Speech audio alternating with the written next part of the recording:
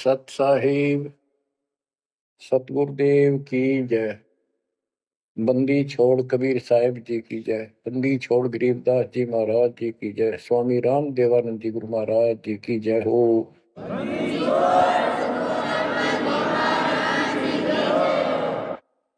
सर्व संतों की जय, सर्व भक्तों की जय, धर्मी पुरुषों की जय।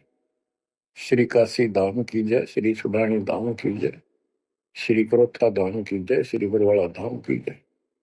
सत साहिब परम पिता परमात्मा कबीर जी की सीम कृपा से बच्चों आपको सूक्ष्म वेद का ज्ञान प्राप्त है। आप सूक्ष्म वेद बांच रहे हो, सूक्ष्म वेद सुन रहे हो, पढ़ रहे हो। ऋग यजु है श्याम अथर्व, चारों वेद चितभंगी रे। सूक्ष्म वेद बांच साहेब का, सोहंसा सतसंगी रे। सूक्ष्म वेद बांच साहेब का, सोहंसा सतसंगी रे।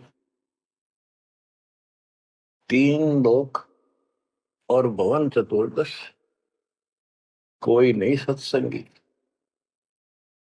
बच्चों ये बातें यदि आप पहले सुनते, आपको यह सब प्रमाण, ये संपूर्ण ज्ञान प्राप्त ना होता,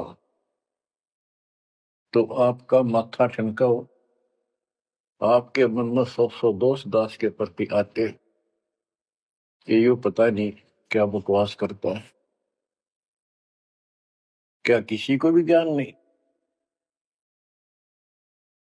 यही शंका आदरणीय धर्मदास साहिब जी की मन में आई थी संत जी के,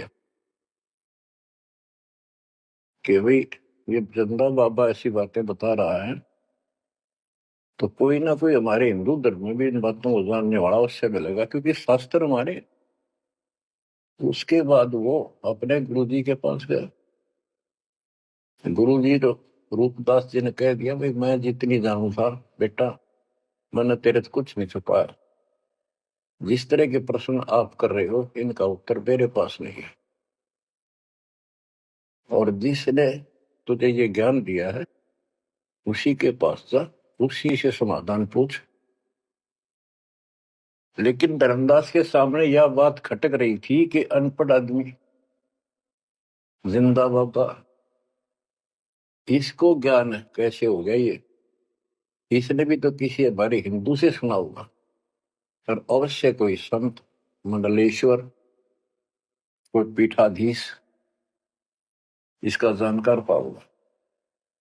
अब सब जगह जितने भी सुप्रसिद्ध या वैसे छोटे मोटे भी संत हिंदू धर्म के उस टाइम प्रवक्ता थे, सत्संग सुनाया करते थे, सबसे मिला और जाते ही 10-20 रुपए रख दे। ये खासकर इन संतों के अंदर जो भेंट ज्यादा दे, दक्षिणा ज्यादा दे, उसको ज्यादा महत्व देते हैं। इस बात की धर्मदास जी को भी खूब पता था कि ये तभी प्रसन्न होकर मुझे कुछ राह बताएंगे। जाते 5-10 रुपए तरह, क्योंकि उसमें 5-10 रुपए आज के 5 लाख के बराबर थे। वहां तो एक पैसा भारी होता था उस समय। सबसे प्रसन्न कर लिए, किसी के पास इस तरह बात नहीं थी। श्री कृष्ण विष्णु भगवान है, सारी सृष्टि रचना रहे, इनके कोई माता पिता नहीं, ये आपो आप है, स्वर्ग से ऊपर कोई स्थान नहीं। आखिर में हार के, थक के और कति बुरी तरह रोए कि अब के बने। परमात्मा फिर भी उसको, जब वो धक्के खा के आ रहा था, एक अन्य हिंदू साधु के रूप में एक पेड़ के नीचे बैठ गया, नदी के किनारे। 5-7 भगत और बैठे थे उसके पास। जिज्ञासु वैसे ही बाबा भी चलता फिरता था। धर्मदास जी के रास्ता उसके साथ से था, उसने सोचा चाल लग गया, आगे चल विशेष मंडलेश्वरों के पास घूमया और साधु का रूप दाता ने बड़ा रखा था। फिर मालिक की प्रेरणा अपने बच्चे को लेना था सर। उसी समय प्रेरणा हुई कि काफी देर से चल रहा हूँ, विश्राम भी करना है, यही कर लेता हूँ और इसकी तलाशी भी ले लेता हूँ। वहां बैठ गया जाकर और बैठे थे, इतना तो बोलना कोई नहीं। वो दूसरे उठ कर चले गए। जब एकला रह गया, परमात्मा बोले, धर्मदास खोज लिया तत्व ज्ञान, मुझे बता दे कि मिला होता कितना। आंखें फटी की फटी रह गई। मालिक उसी समय उसी रूप में आ गए। बच्चों, इस नरक से निकालने के लिए उस मालिक ने अपने एक बच्चे के लिए कितना कुछ करना पड़ा, कितने खाड़े कर दिए। वहां से शुरुआत करनी थी अपने कलयुग की भक्ति की। और वो अच्छी आत्मा थे, भगवान के बच्चे थे, पूर्व जन्म के संस्कारी मालिक के थे। जैसे सम्मन था, सम्मन ने कितनी कुर्बानी दी थी, बेटा काट दिया मालिक के नाम पर। अब उसके लिए खाड़े करे थे परमात्मा ने, कहाँ कहाँ कैसे बंदी बने, कोड़े खाए, उसकी शेल बिस्तर बिछाए। किसी जन्म का ये धर्मदास जी भी ऐसे ही कुर्बान आत्मा था, लेकिन ये ठीक से टिके नहीं क्योंकि ज्ञान संपूर्ण नहीं था। इसलिए मालिक उसके लिए फिर वहां बैठ के जाकर धर्मदास जी परमात्मा के चरणों में गिर के अपनी ढीठता, अपने अविश्वास, अज्ञानता का बहुत पश्चाताप किया। हे मालिक, आप सत्य, आपका ज्ञान सत्य, आपका समाधान सत्य। परमात्मा बोले, ये प्रेरणा मैंने की थी तेरे अंदर। काल का बेटा बहुत लंबा जुगाड़ है, बहुत लंबा षड्यंत्र है। पाया किसी के पास ये ज्ञान, हे महाराज, ज्ञान के वो तो गंध भरा, काम करो सारा सड़ रहे हैं। तो बच्चों, अब आपको दास बताना चाहता है परमात्मा की महिमा और सूक्ष्म वेद वाला ज्ञान संत गरीबदास जी को प्राप्त हुआ परमेश्वर से। उनके सतगुरु और भगवान स्वयं कबीर साहब थे, जिनका गुरु भगवान और ज्ञान एक नंबर का। तो उस पर हमने विश्वास करना चाहिए, लेकिन विश्वास करने के लिए कुछ आधार होता है। हिंदू धर्म के लिए गीता और वेद, 18 पुराण, ये आधार है कि ये अध्यात्म के मूल ग्रंथ है। उन मूल ग्रंथों से आपको परमात्मा की वाणी सिद्ध कर दी। ऋग यजु है साम अथर्व, चारों वेद चित भंगी रे, सूक्ष्म वेद वाचे साहेब का, सोहन सा सतसंगी रे। 3 लोक और भवन चतुर्दश, कोई नहीं सत्संगी। क्यों? क्योंकि उनके पास ये तत्व ज्ञान नहीं। बच्चों, यजुर्वेद अध्याय 40 मंत्र 10 में यही कहा है, कोई तो भगवान को साकार कहता है, रामकृष्ण रूप में, अवतार रूप में आने वाला। अन्य कहते हैं वो कभी साकार होता ही नहीं, वो तो निराकार है। परमात्मा साकार है या निराकार है, किस स्थिति में आता है, वो कैसे लीला करता है, इसकी जानकारी तत्वदर्शी संतों से पूछो। गीता अध्याय 4 श्लोक 34 में और 32 में स्पष्ट भी कर दिया कि जो तत्व ज्ञान होता है वो परमात्मा अपने मुख कमल से आकर बोलता है। ऋग्वेद मंडल नंबर 9 सूक्त 94 और मंत्र नंबर 2 में कहा कि वो परमात्मा कवियों की तरह आचरण करता हुआ घूमता फिरता है। ऋग्वेद मंडल नंबर 9 सूक्त नंबर 95 के मंत्र नंबर 1 में परमात्मा भक्ति की प्रेरणा अपने मुख कमल से वाणी बोल के करता है और भक्ति के मूल मंत्रों का गूढ़ रहस्यों का ज्ञान वही बताता है।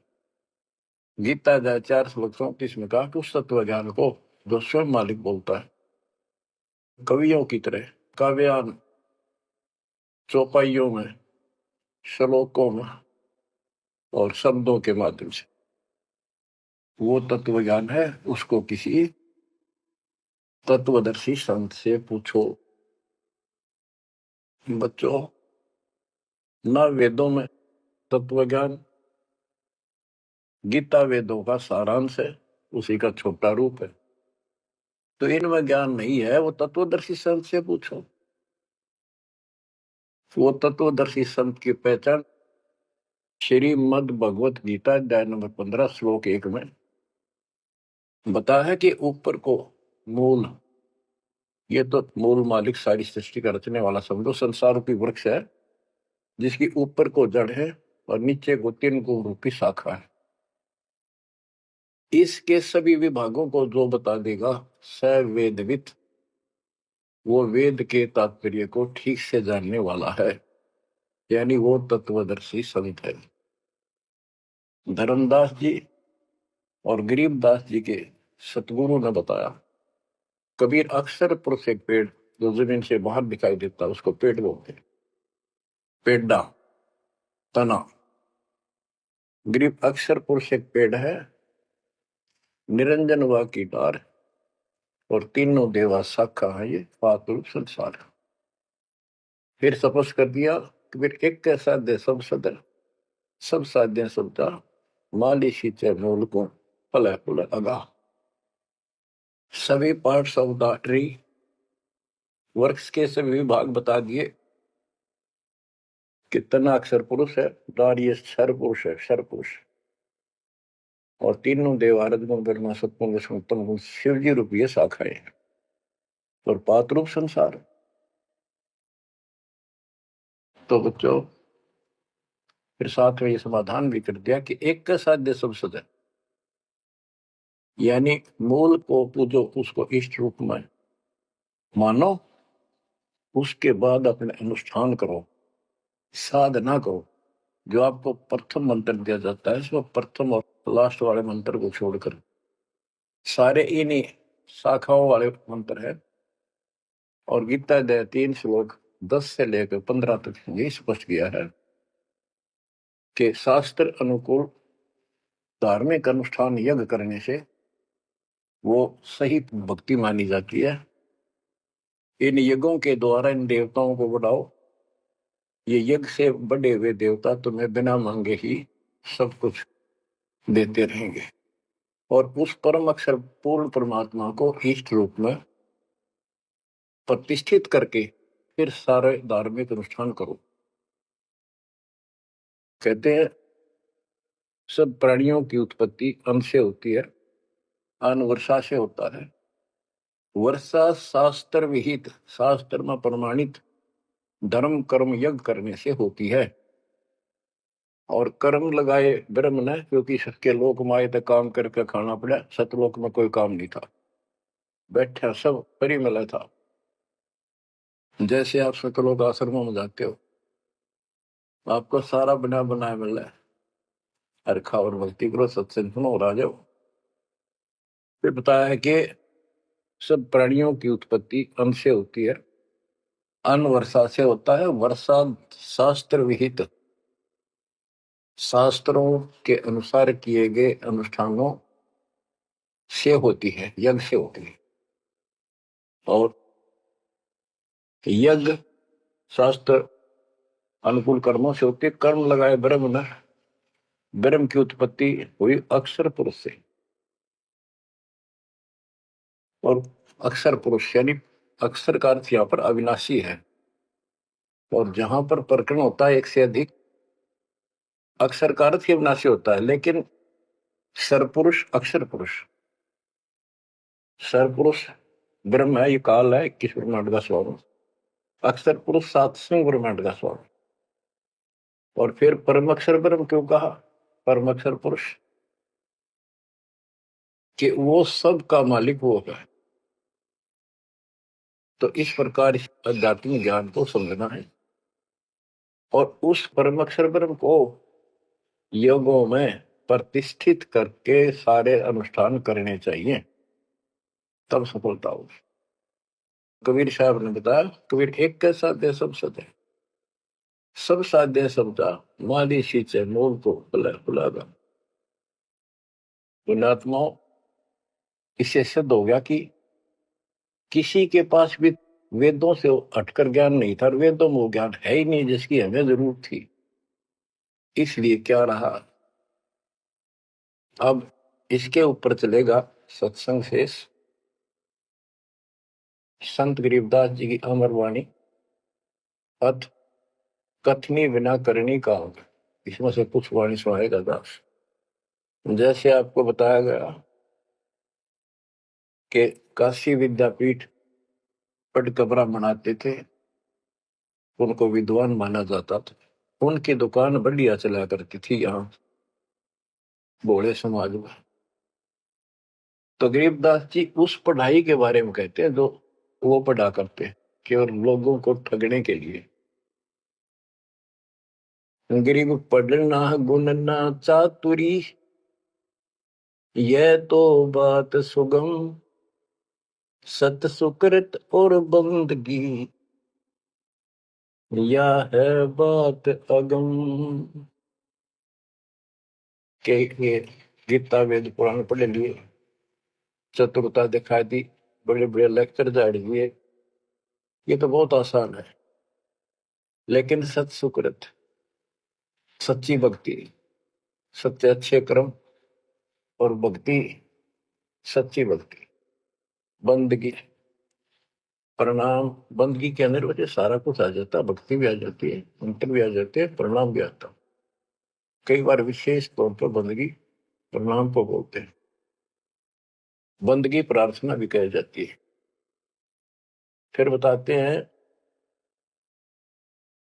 कि सत्य सुकृत अच्छे कर्म और बंदगी, परमात्मा की स्तुति नमस्कार प्रणाम भक्ति सच्चे ढंग से पूरे गुरु से प्राप्त करके तत्व ज्ञान के आधार से करना, यह है बात अगम, ये ऊंची बात है, आगे की है, बहुत सबसे आगे की, सबसे श्रेष्ठ।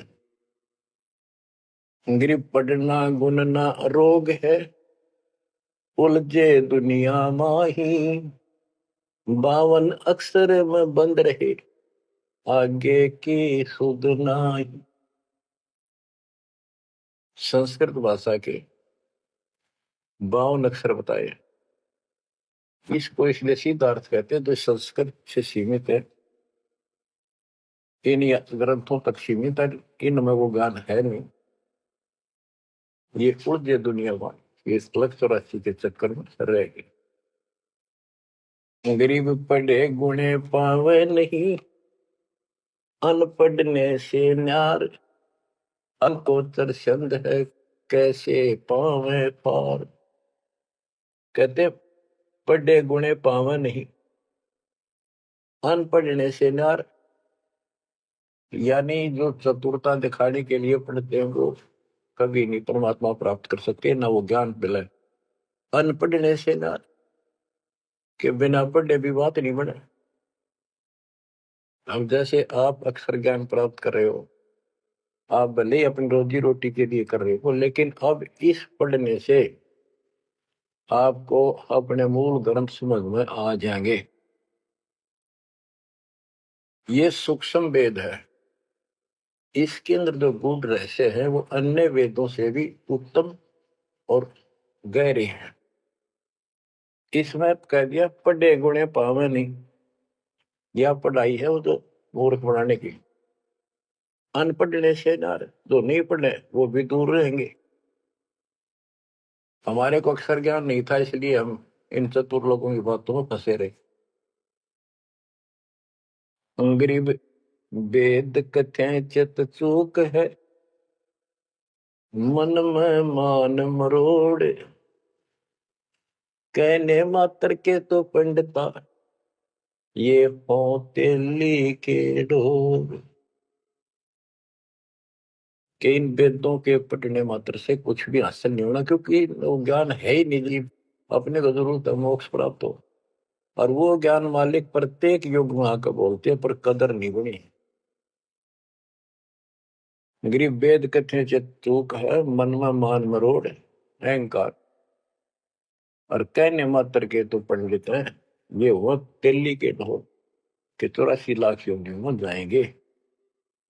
अब जैसे एक बहुत ही अच्छा उदाहरण दिया संत गरीबदास जी ने, तो ये गाना बजाना समय के अनुसार शब्द भी सुनाए जाते हैं, और ये कड़वी गोली भी खिलाई जाएंगी, तभी ये रोग कटेगा। सारा ट्रीटमेंट कंप्लीट करना पड़ता है। अब ध्यान से सुनो। पुराने समय में तिलों से तेल निकाला जाता था। वो व्यक्ति जो काम ये करते थे उनको तेली बोलते थे। वो एक कोल्लू लगाते थे। वो कोल्लू एक मशीन होती है जिसमें 3-4 गिरारी सी होती, मोटी मोटी भारी भारी, और उसके ऊपर एक ऐसा पात्र लगा होता है जिसमें नीचे सुराख होता है, और उसमें सरसों डाल दी, तिल डाल दिए, वो धीरे धीरे नीचे जाता रहता। कोल्लू चलता है, एक लंबा लकड़, कम से कम भी 15-20 फुट लंबा। उस कोल्लू को चलाने के लिए एक लंबा लकड़ फंसा के, और उस लकड़ को पाट बोलो हमें, लाट पाट, उसको बैल से चलाया जाता था। और वो बैल उस लकड़ की जितनी लंबाई होती है उसके वही सर्कल में घूमना होता था उसको। वो सर्कल होता था, उसके एक सर्कल में घूमता था, सेम कति फिक्स्ड होता था उसका डायमीटर। उसी परिधि में वो बैल घूमता रहता था, और उधर से कोल्लू चलने से तेल निकलता। उस कोल्लू को चलाने के लिए एक बैल का प्रयोग किया जाता था।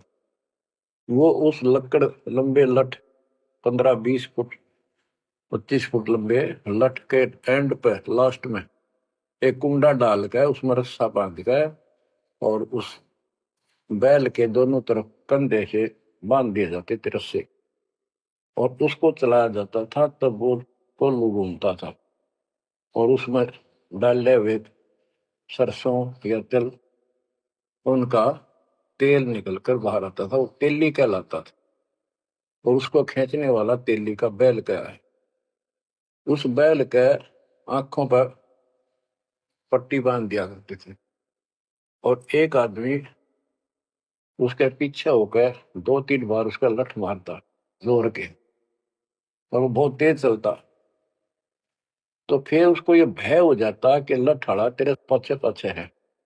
वो अपने आप स्पीड में रहता था, और इस तरह वो कोल्लू सारा दिन चलता था। बीच में थोड़ी बहुत देर पानी पिला दिया, चारा खिला दिया, फिर जोड़ दिया जाता। तो उसका केवल सीमित दायरा था, उससे 12 कदम भी नहीं जा सकता था वो। अब इसके ऊपर ये कुछ वाणियां आपको समझाने के लिए बताना पड़ा।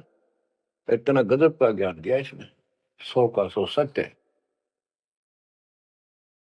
गरीब वेद कथे चित चूक है, मन में मान मरोड़, कहने मात्र के तो पिंडता, ये हो तेली के डो।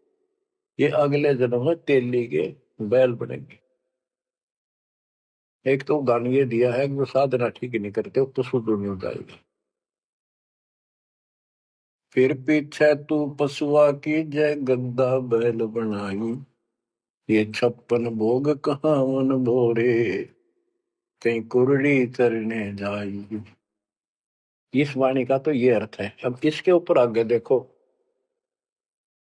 गरीब आंख बंद है दिखे नहीं, चल मारो मार तेली के तो बैल को घर ही कोस हजार। के आंख बांध दी बैल की और उधरता चलो मारो मार, वो सपेटते चलता रहता। उस तेली के बैल को उस सर्कल के अंदर ही सारा दिन एक महीने में 50,000 कोस एक महीने में तय कर देता, यानी एक कोस 3 किलोमीटर, यानी 1.5 लाख किलोमीटर वो एक महीने में पूरे कर देता। उसमें चल चल के इतना सफर तय कर लेता, रहता वही ठेकान, एक कदम उससे बाहर नहीं जाता। बच्चों ये स्पिरिचुअल लेक्चर है या आध्यात्मिक घंटी दे रहा हूं आपकी स्कूल की। इसको ऐसे समझाने से आपके अंतःकरण में योगदान रचेगा।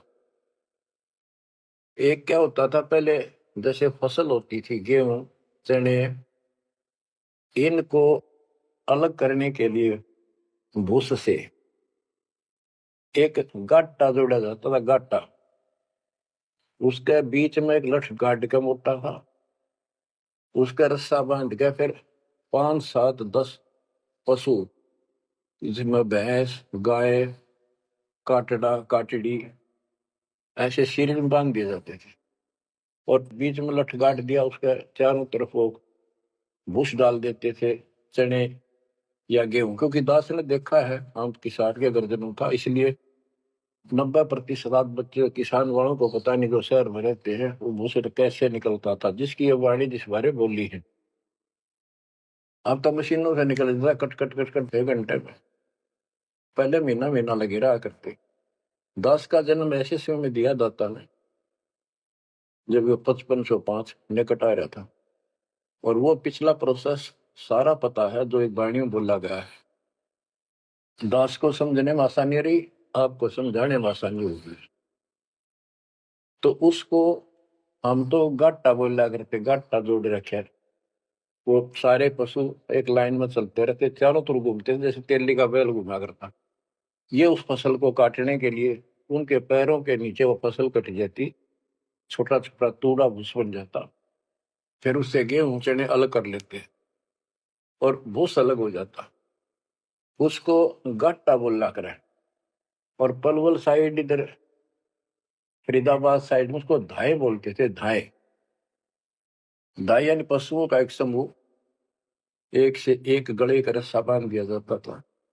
वो बाहर नहीं जा सकते, अंदर आ नहीं सकते, क्योंकि एक दूसरे को धक्का नहीं दे सकते। वो एक लाइन में चलते थे चारों तरफ सर्कल में। अब इसको इन अज्ञानी गुरुओं के ऊपर सेट किया है दाता संत गरीबदास जी ने इस वाणी को। गरीब दाएं जुड़ी अज्ञान की गह घाटा ठोर, एक पेड़ चाले नहीं काट बड़ी बड़ी खोर। के जैसे वो पशुओं के द्वारा धाय जोड़ के घुमाई जाती है और वहीं घूम रहे होते, उससे अलग एक कदम नहीं जा सकते। तो जितने भी ये संत हैं, इन्होंने अपने अपने चेले बांध रखे, अपने अज्ञान वाले लटके। गुरु बनकर बैठ गया और उसको पशु बांध रखे, पशु पुत्र। वो इस जन्म मरण के चक्कर में यही गाटा गा रहे हैं, यही दाएं चल रही है उनकी। एक पेड़ चाले नहीं और कट है बड़ी बड़ी खोर। खोर मैंने बड़े बड़े कदम रखे, तेजी से चलना, पाथे डंडे लगे होंगे। तो ये सारे जितने भी चेले हैं, उनके जितने गुरु हैं, उनके जितने शिष्य हैं, उनको तो धाए बताई ये गाटा, और इस जन्म मरण के चक्कर को एक ये सर्कल बताया कि इसी में ये घूम रहे हैं, एक कदम इस बाहर नहीं जा पाए। जाना सतलोक है।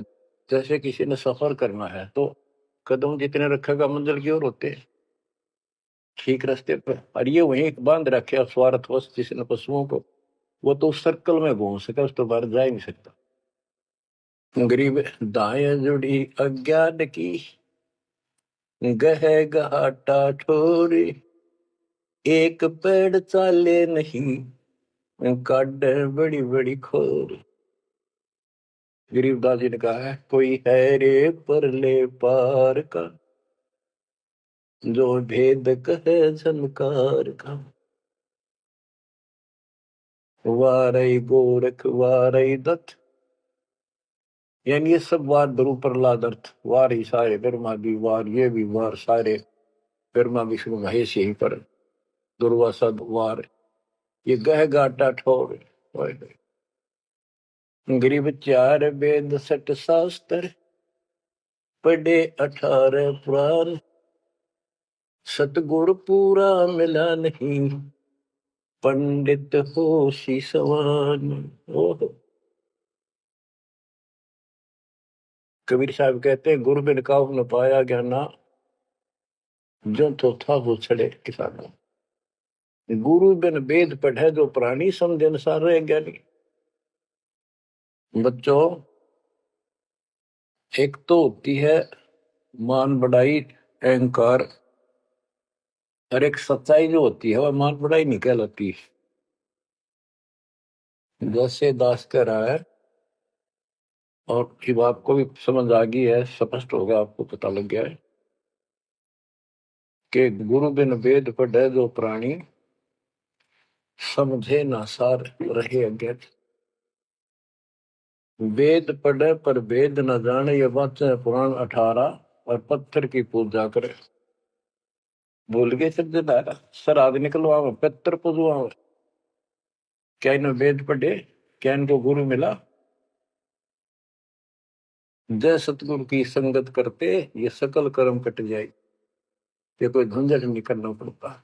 अमरपुरी पर आसन होते सतलोक में, जहाँ कोई कष्ट नहीं, जहाँ दुख ना चाहे। तो दास ये कहे कि या तो भगवान कबीर साहब मेरे गुरु भगवान और गरीबदास, और चौथा दास, इनके अतिरिक्त वर्तमान में दास के अतिरिक्त विश्व में किसी के पास ना वेद ज्ञान, ना गीता ज्ञान, ना कुरान और बाइबल ज्ञान, किसी को किसी प्रकार का ठीक ज्ञान नहीं। इसको कोई कहे यह मान बढ़ाई करता है, उसकी अपनी समझ है, अपनी सोच है, लेकिन यह 100 की सोच सच्चाई है। जैसे 2000 के नोट पर, या 1000 के नोट पर, 500 के नोट पर यह लिखा है कि मैं धारक को 500 रुपए देने का वायदा करता हूं, तो क्या उसने मान बढ़ाई कर रखी है कि ये नोट अपनी बढ़ाई करता है, छाती पे लिखवा रहा है? वो सच्चाई है, वो लिखना भी जरूरी है। तो दास को ये बताना भी आवश्यक है कि दास के अतिरिक्त विश्व में किसी के पास ज्यादा तम ज्ञान नहीं है। ना वेद ज्ञान ठीक है, ना गीता ज्ञान ठीक है, ना पुराणों को जानते, ना कुरान वाले कुरान को ठीक से सुनो, न बाइबल वाले बाइबल को ठीक से सुनो। अंग्रेज 4 वेद सट शास्त्र, पढ़े 18 पुराण, सतगुरु पूरा मिला नहीं, पंडित हो शीशवान। अंग्रेज 4 वेद सट शास्त्र, पढ़े 18 बोध, खसम बांझ के होते है, पर बेटा नाही गोद। एक अजब गजब उदाहरण दिया है कि इन 4 वेद और 18 पुराणों को पढ़ने से तो ऐसी दशा है, ये दिखे पंडित गुरु शिष्य दोनों हैं, गुरु भी हैं, उनके शिष्यों की कमी नहीं, लेकिन बांध स्त्री का संतान नहीं होती, उसका पति भी होता है। इसी प्रकार इनके गुरु भी है, ये शिष्य भी है, इनमें भक्ति रूपी लाल बनेगा नहीं। बच्चों, एक एक बात कहीं नहीं सकता, लाख टके की है, अरब टके की। गरीब भावे 100 करोड़ गीता पढ़ो, 100 करोड़ भागवत, बिना सतनाम व्यर्थ है, बचे काल न मोत। गरीब घृत अग्नि में डाल कर, पंडित कर है होम। सुरो वासना जात है, क्या करत है होम। गरीब सुमरण सेवा बंद की, सब कोई जानत खूब। बिन सतगुर क्यों पाइए, कबीर से महबूब। ओए होए। के ये पंडित लोग हवन करते हैं, इसका क्या लाभ है कि देवताओं तक इसकी वासना जाती है, स्मेल, गुड स्मेल जाती है, और जिसके वश होकर वो हमें यहाँ राहत देते हैं। तो ये तो हमें सिर्फ हमारी इस भक्ति में एक सहयोगी है, एक आइटम है हवन यज्ञ। हमने पांचों करनी पड़ेंगी तब तो ज्यादा लाभ होता है। किसी रोग का ट्रीटमेंट पूरा ही करने से बात नहीं। गरीब सुमन सेवा बंदगी, सब कोई जानत खूब। अब भक्ति भी करनी चाहिए, सुमन भी करना चाहिए, पर कहते बिन सतगुरु क्यों पाइए। ओए, सतगुरु के बिना कैसे मिलेगा वो कबीर से महबूब। वो भगवान कबीर से प्रिया, तो फिर ये भगवान हमारे कैसे पाओगे। ये दूसरे संत बनावटी इतने गजब के हो जाएंगे, क्या बात। सिर पे उस्तरा करा लिया, माथे पर 3 तिलक, माला 4-5 डाल ली, लाल भगवा वस्त्र धारण कर लिए, और बैठ जाते हैं कतिया करके। गरीबदास जी कहते हैं, गरीब कोरा कलश कुम्हार का, ऊपर चित्र अनूप। वस्तु नीति समझ है, जैसे जलवन को। ऊपर तो ढूंढा साध का, अंतर रख्या खो। ऊपर तो साधु दिखे गजब का, बनावटी सी जबरदस्त, जैसे कुम्हार का, यानी कोरा कलश कुम्हार से लाए, उसके ऊपर कितनी अच्छी चित्रकारी होती है, और उसमें जल है नीचे तट उस चित्रकारी में। ऊपर का दिखा करनिया जो संत ऐसा है जिसके पास यथार्थ ज्ञान नहीं है, वो तो ऐसा है जैसे कोरा कलश कुम्हार का, ऊपर चित्र अनूप। वस्तु नीतिस्मद है, जिसके लिए लाए तो जल है नहीं मीठा। और जैसे जल बिन कुआं, जैसे कुआं बिना पानी का के काम। गिरी पांचों मुद्रा पिंड में, आग बुजुर्ग शरीर। 52 गंडे गंग है, खेवट जहां कबीर। कहते ये शरीर, स्थूल शरीर में 5 मुद्रा है, उनमनी खेचरी भूतरी चाचरी आदि। और इससे आगे बदर शरीर है, सूक्ष्म शरीर और है। कहते उससे पार करने के लिए सतगुरु कबीर साहब का सच्चा गुरु मिलेगा जब अपने। गरीब नाम सार है निर्मला, सार नाम ये निर्मल है। पाक नूर निर्वाण, दास गरीब कबीर को भक्ति दी है दान। बच्चों, ये अमृत वचन है, बहुत गूढ़ और गहरे हैं, और आपके लिए जैसे गीता उंगलियां पर रटवा दी, वेदों का सार निकाल के आपके समझ रख दिया। छोटे छोटे बच्चे समझ रहे इस बात को, जो 3री-4थी कक्षा में पढ़ रहे, और जो इन काशी विद्यापीठ में पढ़ने वालों के आज तक समझ नहीं आई। तो who is Guru, who is सतगुरु, और हु इज गॉड, ये आप अच्छी तरह समझ चुके हो बच्चों। परमात्मा आपको इतना दर्द कर दे जैसे सम्मन की और सेऊ थे। आप इतने दर्द हो जाओ, गरीब महिमा की जय संत की, तन मन धन सब दे, सिर मांगे टाला नहीं, मोर ध्वज लग ले। यानी ऐसी परिस्थिति परमात्मा के प्रति, किसी परिस्थिति ऐसी आ जाती है तो मालिक से दूर नहीं हो, कितनी ही कठिन परिस्थितियों से गुजरना पड़े।